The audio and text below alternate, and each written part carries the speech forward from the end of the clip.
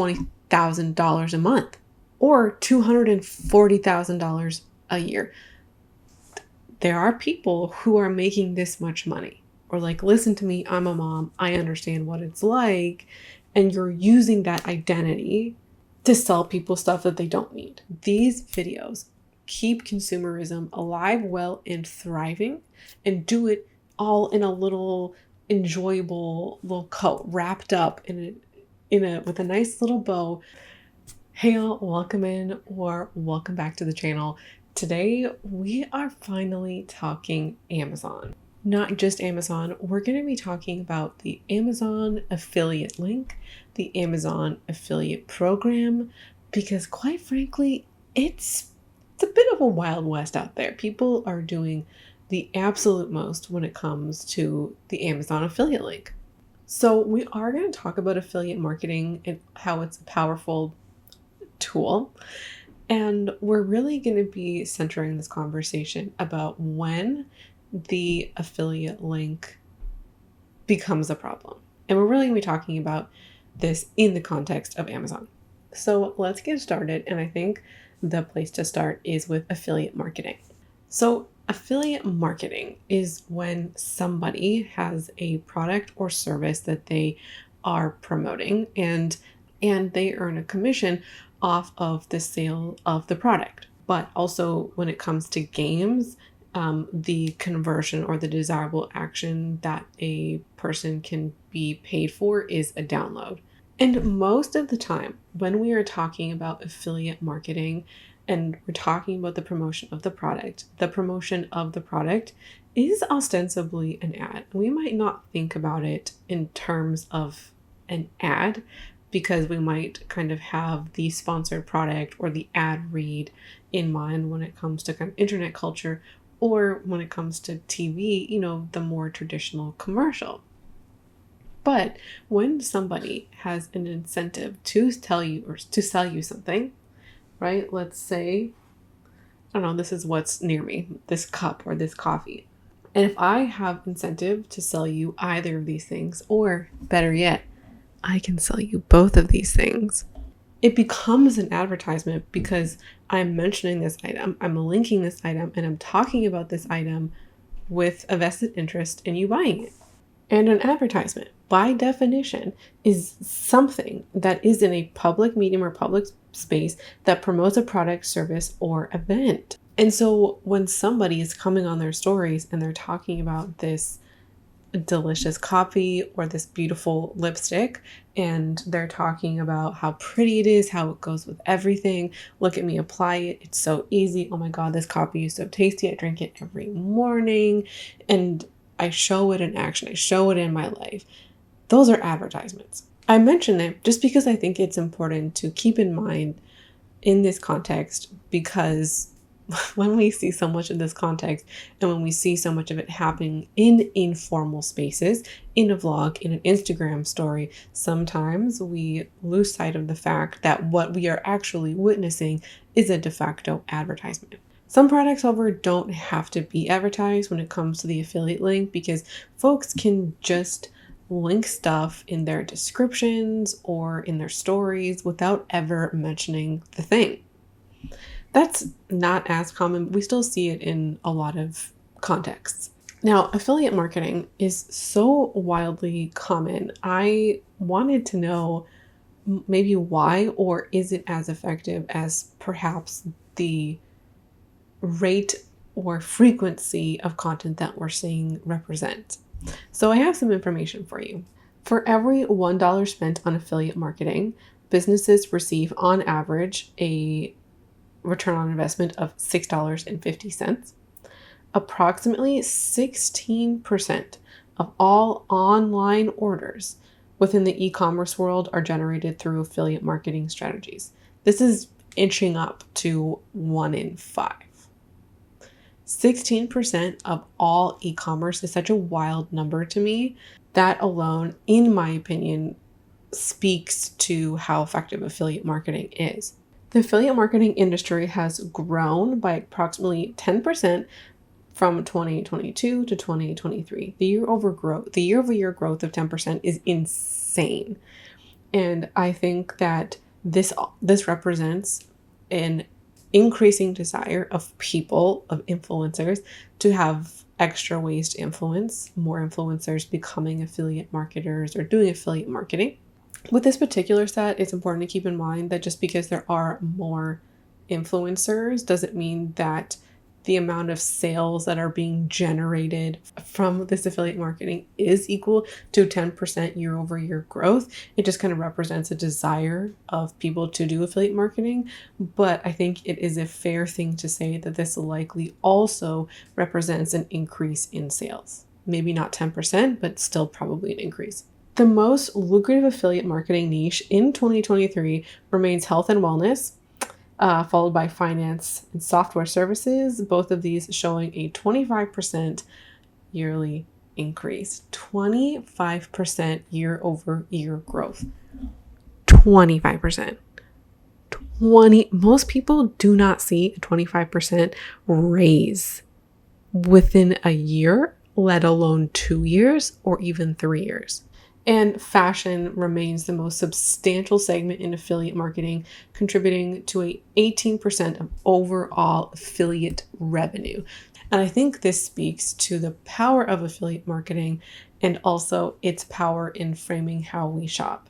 I also think, and this is just my own personal theory, when it comes to affiliate links, we are encouraging people to buy stuff that they see on us. And this, I think, largely represents people buying more stuff on impulse or simply because they want it and not necessarily because they actually need a thing. It's just a lot of the context that was making me think that. The context, I don't know if that was clear. The context being, I'm seeing it on somebody, I'm seeing them hype it up, talk about how great it is.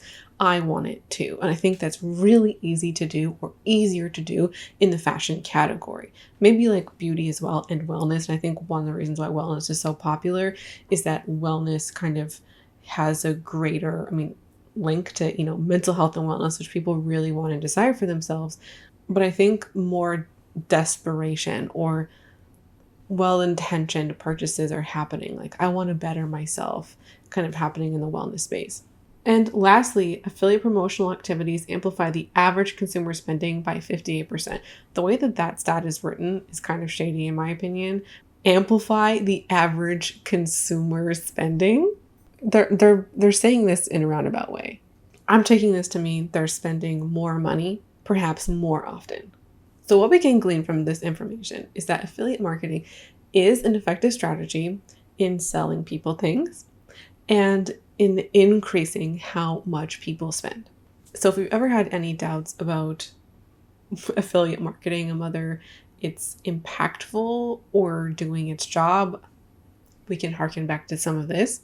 And I think all of this is, important to keep in mind when we think about influencer marketing generally, but also in the Amazon context, because Amazon is the single largest affiliate program in the world. One of the reasons why this is the case is because Amazon is shoppable in many countries throughout the world. They service a large portion of the globe. And with that, you can also apply for the affiliate program in different countries. So if I wanted to be an Amazon affiliate, my main 3 demographics are the US, Canada, and the UK, and I can get separate links for the same products or similar products if I can't find the same one, and link it for all 3. Creators often speak about their desire for the affiliate link like this. And this is actually a direct quote from the Amazon affiliate program. So they say, we're able to find all the products on Amazon that we want to recommend to our audience. We value being able to help our audience find and purchase what they need. This sounds lovely on the surface, right? A business, somebody wants to help their customer, their follower, whoever, find what they need to do the thing. And in this context, the business is like a food business. So you can imagine maybe recommending pots and pans or spatulas or things somebody might actually need in order to cook or make meals. If, let's say, they wanted to review products, right? They could be reviewing blenders or kitchen knives or, other kinds of equipment. One of the temptations that can happen that it will never really be clear to the audience is if a business or a person is only including links or only trying products for things that they are able to monetize. So we'll take this kitchen example. Let's say I'm a creator who makes kitchen content and I want to do a roundup of blenders for you. Am I going to shop exclusively on Amazon? If I'm a creator and I'm offering it to my audience, why would I buy something that's not easily monetizable? Because that would also mean that somebody might have a difficult time getting their hands on something. So, is a creator just recommending products to us, saying a product is the best or linking it because that is what is available to choose from on Amazon, right? Like, is this the best or is this the best from Amazon? And that message that we were just talking about of a creator wanting to serve their audience comes across as really like, I just have the best interest of my audience in mind. And whenever you hear that, I think we need to really remember just how lucrative the affiliate marketing program is. This is for Amazon, but also outside of Amazon. And a creator is not linking stuff out of the goodness of their heart. They're doing it to make money. Regardless of whether you think that's a good or a bad thing, whether you think that's moral or immoral, they're doing it to make money. And I want to illustrate an example. I personally think that people believe that they are helping their audience and they're providing a service to their audience. Why they're doing it is for themselves so they can make money. I think that there would be far fewer creators who were linking stuff, sharing stuff, and making Amazon videos if it wasn't making them the kind of money that they're making them. And I just ultimately think I feel like in the comments I always get roasted for these kinds of takes and like, oh, you're always shitting on creators.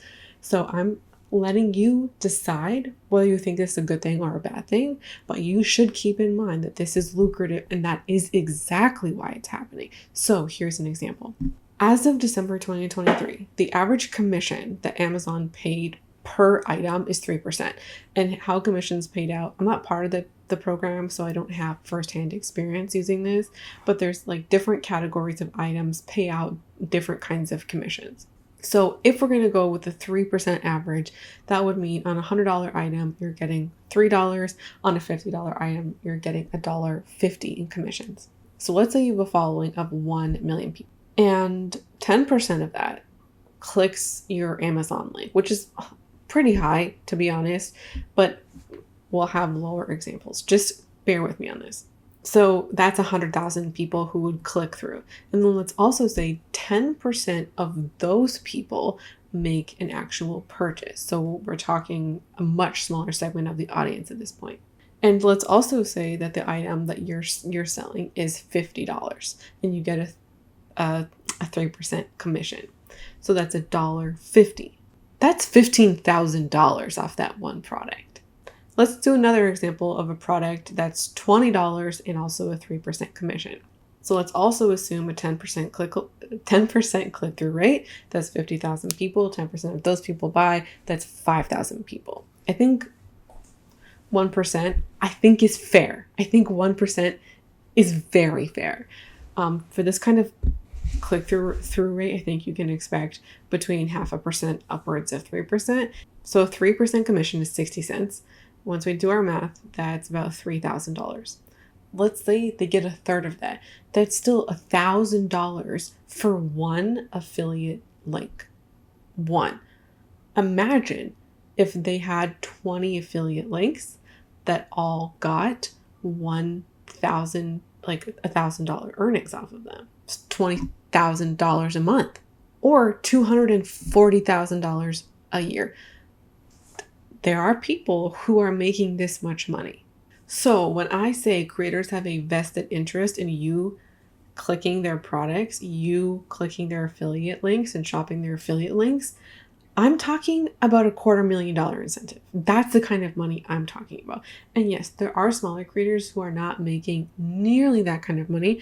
I heard somebody who she has, at the time, she had about 80,000 subscribers, and she makes commentary. And so every so often, like, she probably has a link or two. Actually, no, she probably has a handful of links per month when she mentions something offhand.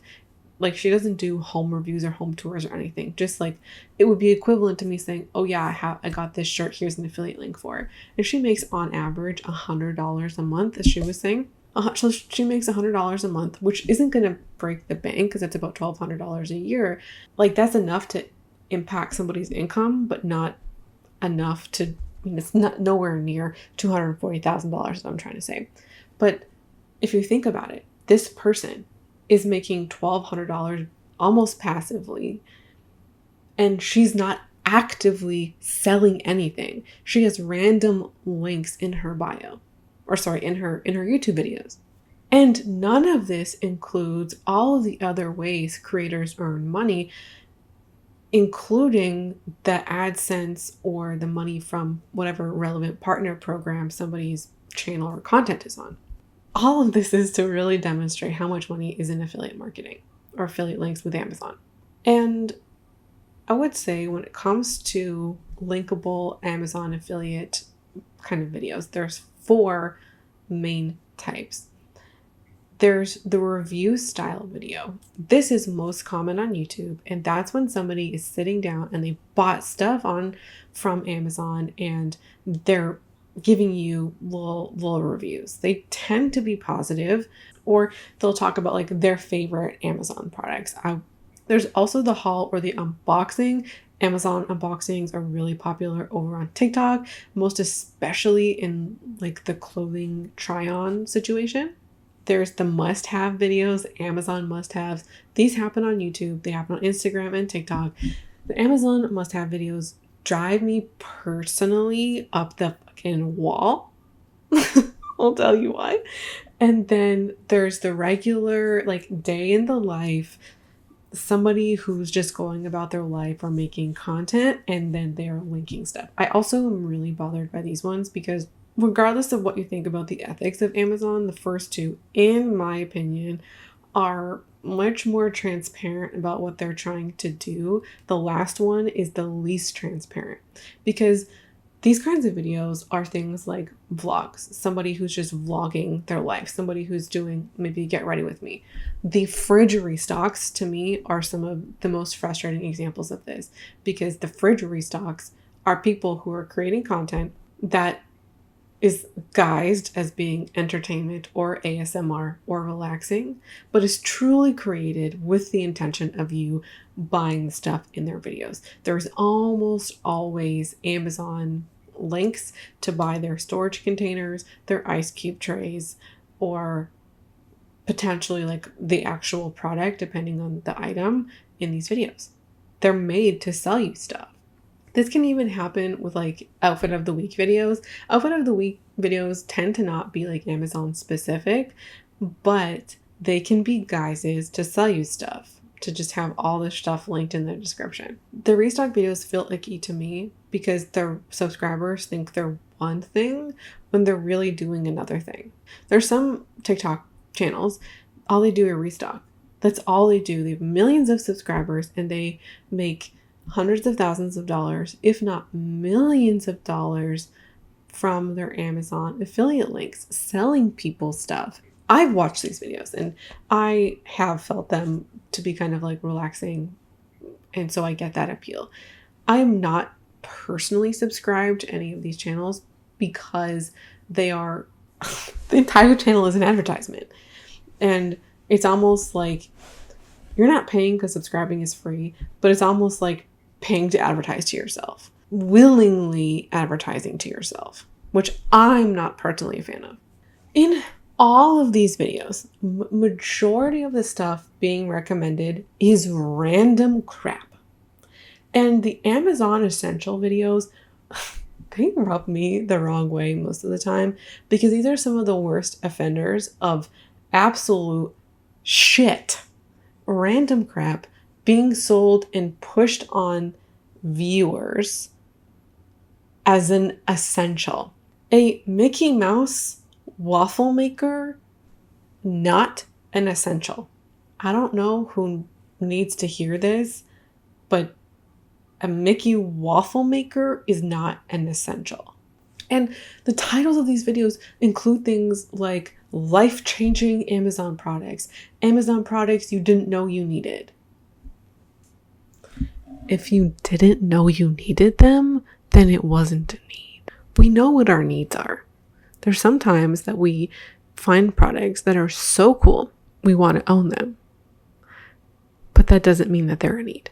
The Amazon Essential videos are such staples on creators' channels.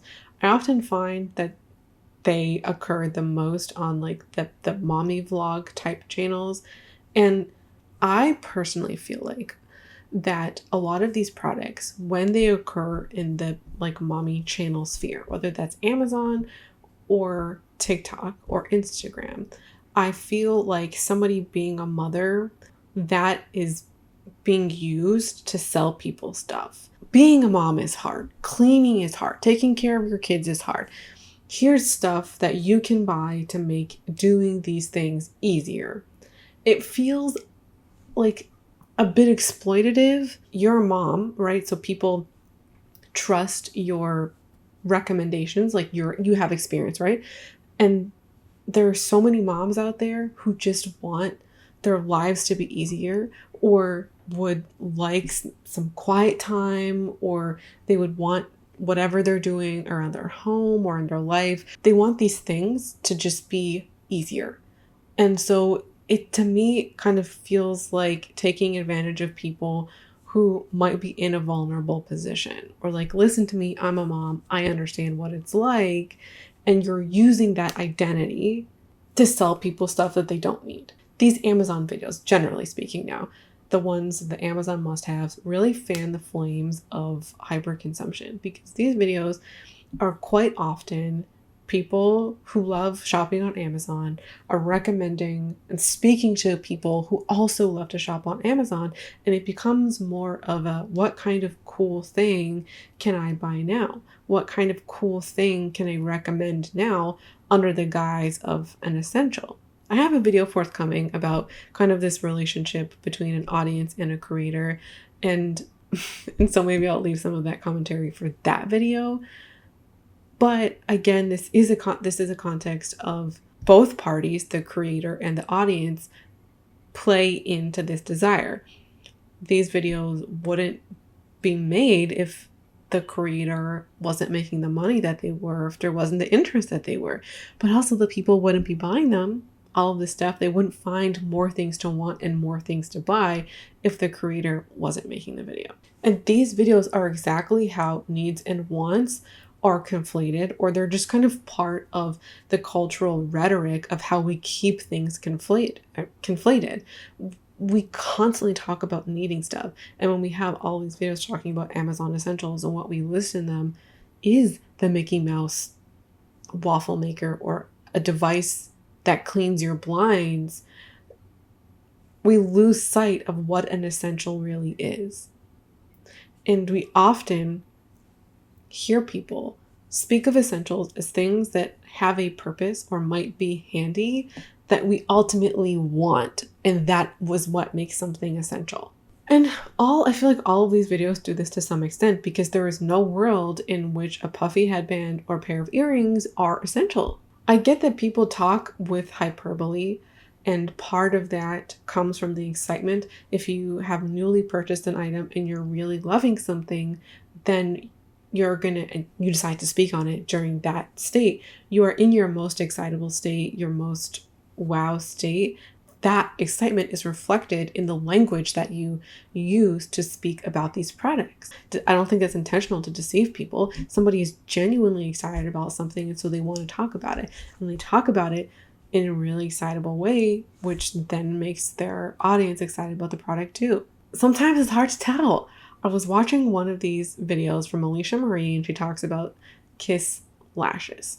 And she describes these eyelashes as, and I quote, truly life-changing. Truly has changed my life within the past few months. I've talked about them. If you're subscribed to the vlog channel, you've heard this. Stick with me.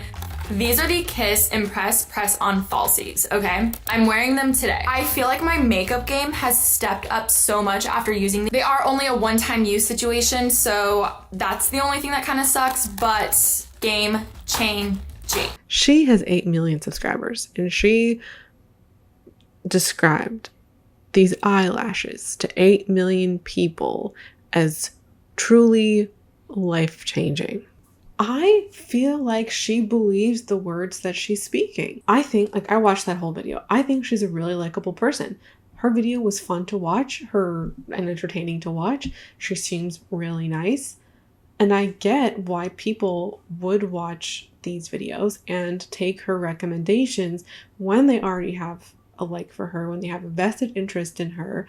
And then she talks about her favorite stuff and then describes those things as life-changing. And these videos promote overconsumption, but they do it in a way that makes their audience feel good. Like, I didn't feel icky watching her video, and I felt like a good feeling. It was fun to watch, and watching these videos is an enjoyable experience. And so people can feel great about watching these videos and making these purchases. I think sometimes they believe the words that they're saying. You know, the Mickey waffle maker just really stands out in my head because it's one of the more absurd things. Or the puffy headbands, I've seen people describe them as like, oh my god, like, just love them so much, and they appear in all these Amazon essential videos. And I think sometimes these creators are out of touch, that they make so much money that a fifth, and Alicia Marie also mentioned the puffy headband, it was like her fifth or sixth one, that she can qualify a fifth puffy headband as an essential when you have money that affords you a certain kind of lifestyle. The try-on videos and the recommendation videos are, I think, potent in their own way because these tend to be long-form content, somewhere between 10 and 30 minutes. Even if the person labeled it as an Amazon Essentials video to get into the algorithm, and they're not actually essential, and the creator knows that, but the creator still loves them, it can come across as an essential, but you get more time to hear why the person loved it, why they love their puffy headbands and their Kiss eyelashes, and then you can start to feel like, wow, I need this too. And one of the reasons why these videos are effective is because I think that the audience quite often thinks in similar ways to the creator themselves. The audience finds the product that they're speaking of as interesting or desirable, or the way that the creator is speaking about the products as interesting or desirable, and they think about things like needs and wants and desire and shopping in similar ways. I think that if somebody is watching Alicia Marie or somebody like her, there's somebody who probably thinks about Amazon or shopping in similar ways to the creator, that it's an enjoyable and fun activity, that they constantly want more things to want and more things to like, and this creator is delivering that to them. And so they find the reasons for why this person loves something or why they think you should buy something. They believe it. They find it compelling. I've spoken in more than one video about how influencer culture, or the things that influencers do and say that they influence subscribers, or at the very least, like the cultural zeitgeist. I don't know if zeitgeist is the right word in this sentence, but like their subscriber base, the cultural understanding, or the rhetoric, or the language, the thinking processes that are being used. Right, I talked about this concept in the influencing as a job video, that they influence our behavior and they influence the way that we think. When I say that, this is part of how that happens, but we also have kind of some maybe backing to that when we look at the success of influencer marketing, or I should say, affiliate marketing. While we might not know the total extent of how impactful they are, but I think the way that they speak to their audience, how they speak to their audience, and the influencer themselves is compelling enough to get their subscriber base interested in buying what they're selling. And with these bigger influencers, you can have kind of like personality cults come up with them. Like people like Alicia Marie so much they'll buy whatever she's selling, or Laura Lee and they'll buy whatever she's selling. But TikTok can be a bit of a different story because there's just so many more faceless accounts, and you can't develop those kinds of personality cults like you can on YouTube, which could very well represent a large portion of why people want to buy from these creators. And the TikTok videos, the Amazon must-haves, Amazon essentials, these videos feel much more like cut and dry advertisements. Because often how these videos will work is there'll be somebody who, sometimes faceless, sometimes not, they'll be demoing a product, and in a video they'll have 1 to 3 products and they'll say like kitchen Amazon must-haves. And then they'll go to their product, usually a woman, and often these will be things like organizing or cleaning items. And these are, to me, they are advertisements, because advertisements is when somebody is selling you something in a public space. The people are making the Amazon must-have videos selling you, I've said waffle maker, this whole video is actually grilled cheese maker. They're selling you the grilled cheese maker. They're selling it to you because there's an affiliate link. We are subscribing to people who are serving us regular advertisements, and we're eating it up and enjoying it. And I gotta take a second to debunk this grilled cheese maker. Y'all, my parents actually owned one of these. They got it as some raffle prize many years ago. These things are often made with nonstick coating, which means you have the PFOS and PFAS, which probably disinterest us, but if not, the reason why these things are labeled as easy to clean is because of the nonstick coating, which actually makes them more difficult to clean because it's an electronic piece of equipment with a cord that you can't detach to clean it. So it's going to always have limited cleaning ability because of that. But also, do you have a pan? Do you have a pan? If you have a pan, you have a grilled cheese maker, and in my opinion, nothing beats a pan-made grilled cheese, and you already have it. So because you already have it, it's free 99. You do not need a single-use kitchen gadget in the Mickey grilled cheese maker. You don't need it. Back to the video. These TikTok videos, when they show 1 to 3 products or even up to 5 products, and they put out a couple of these videos a month, right? So you don't get too overwhelmed, but there's always a consistent flow of items. And when they keep it low to about 3, they could buy, 10 items on Amazon. They could make maybe 12 items on Amazon, 1 video a week with 3 items in it, and they have a whole month's worth of content. If they put out 2 videos a month, averaging 3 products, that's 6 products a month, or 72 products in the course of a year. Imagine if you bought all of them. That's 72 items. Even if you don't personally buy all 72 items, if you buy a handful of items throughout the year, they've done their job in selling you things. And again, when we look at the math, somebody who's trying to sell you 72 products, a fraction of that, $20 average pricing, 3% commission, 500,000 subscribers, 1% click rate of 5,000. You're making $216,000 a year. That's why these videos are being made. If you bought just 3 of these products a month with an average cost of $15, you would have personally spent $550 by the end of the year on random crap, stuff that you would be perfectly fine without. These Amazon must-have videos are so often like solving problems that you didn't even know you have, or that aren't really problems. You can see these items and you could say, wow, this is a good idea, or this seems like a solution to my problem. Were you really cursing, being like, oh my God, cleaning my bathroom is so hard, I don't know what I'm going to do?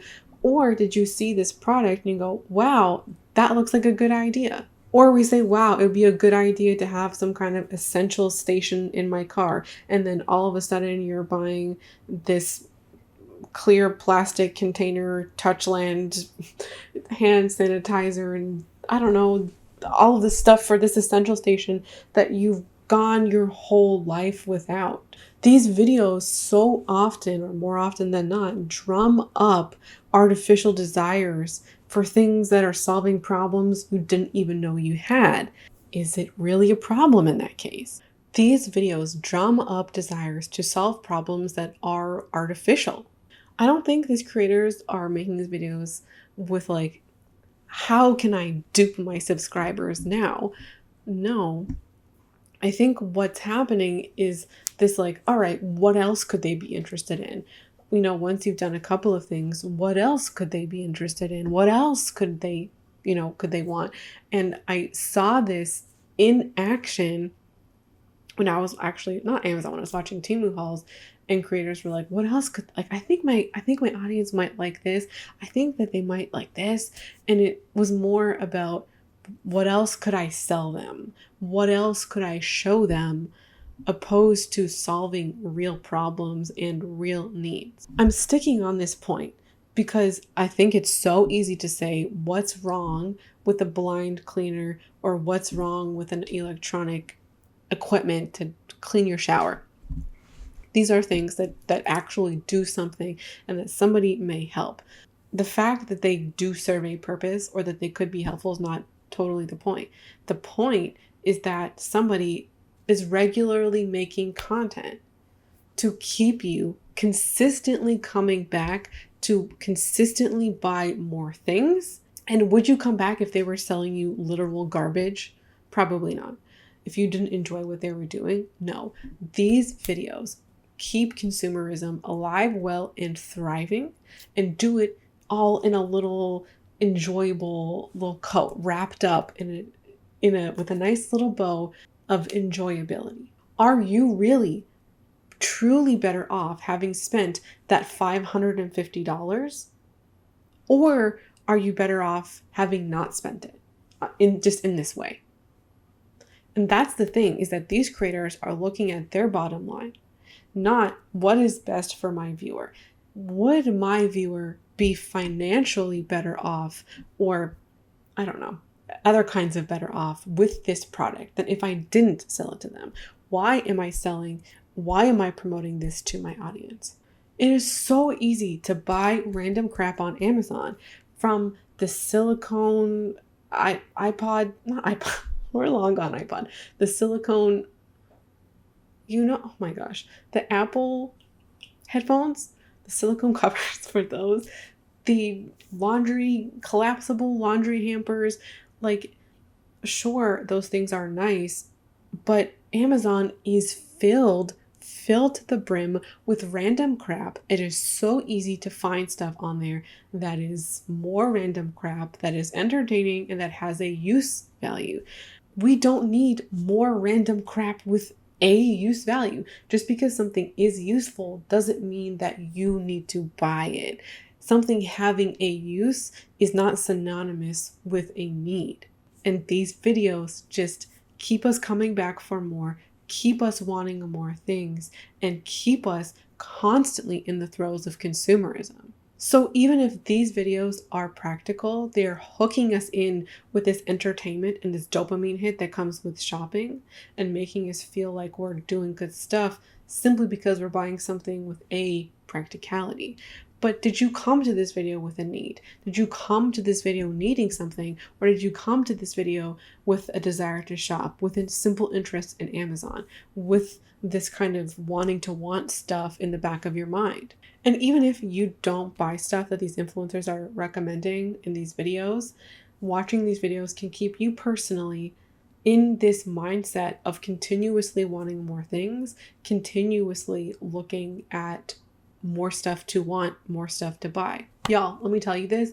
I have been there. I have been the person who has watched these kinds of videos. I mean, I feel like the Amazon must-have videos were not that popular like 5 years ago now, like of the time I went on my no-buy. But I was the person who watched all of the hauls, makeup and clothing hauls. I was drinking the Kool-Aid of consumerism, and I was constantly looking for new things to buy, and I was constantly buying new stuff, and I was happy. I was happy doing that because I was getting dopamine hits all the damn time. Watching these videos and shopping were my hobbies. And I got fulfillment out of that on a surface level. But then when you kind of take a step back and you see that you've been filling your life with stuff and you've been spending all of your money on stuff and you have nothing else to show for it, meaning savings or spending it on other things like trips or a house or other kind of larger, perhaps more meaningful purchases. I had nothing else to show for it. I had stuff in my closet, but that came at the expense of my financial health and well-being. I was on this treadmill. I was enjoying what I was doing, and I would have kept doing it if there wasn't a foot that came up in my path. The moment the proverbial foot came on the treadmill, I was able to stop and kind of see what I was doing. The day I did start to think about it was the day that I realized I did not have the kind of income that allowed me to buy this way and also save money for all of the other stuff. It was one or the other. And when you're on the treadmill, you don't stop and think about alternative solutions or if you want to shop this way, because you're just kind of going through your own motions. And these videos are ways that keep us going through our own motions. Creators' interests and intentions aside, how much they make aside, their incentives aside, think about yourself. And I hope that this is a potential pleasant foot in your treadmill. I truly believe that if the Amazon affiliate program didn't exist, if creators could not make money off Amazon, the landscape would look very differently. We would be seeing far less Amazon videos, far less recommendation videos, far less must-haves. And it's this financial incentive that keeps these creators making more money, which is in the best interest of their bottom line, but not necessarily yours. So that's the video for me today. And I hope that you enjoyed it. You enjoyed hearing my perspectives on it. And I would like to hear yours. Affiliate programs aren't inherently of an evil in themselves, but they can certainly go down the line of taking advantage of subscribers, of being unclear really about what they're doing, and keep us in the throes of consumerism. These videos can absolutely lead down that path. So thanks so much for watching, and I hope to see you again around here soon.